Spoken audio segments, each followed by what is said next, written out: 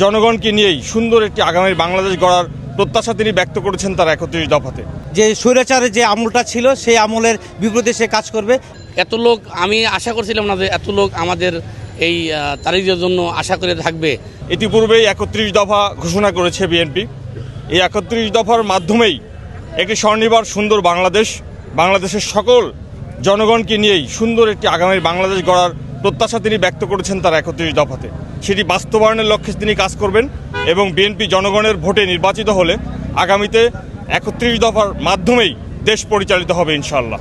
টানা তৃতীয়বার অর্জন করেছে দেশের সেরা সুপার ব্র্যান্ড স্বীকৃতি বসুন্ধরা টিস্যু।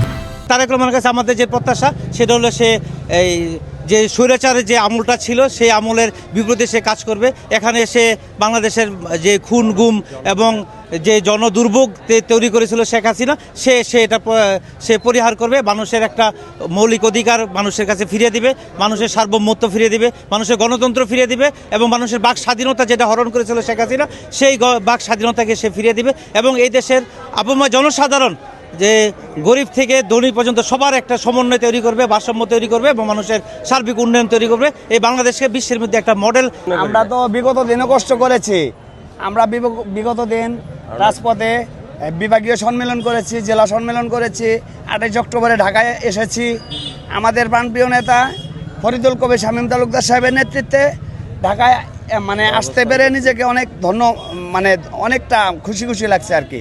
হাজার কোটি লোক, এত লোক আমি আশা করছিলাম না যে এত লোক আমাদের এই তারিখের জন্য আশা করে থাকবে।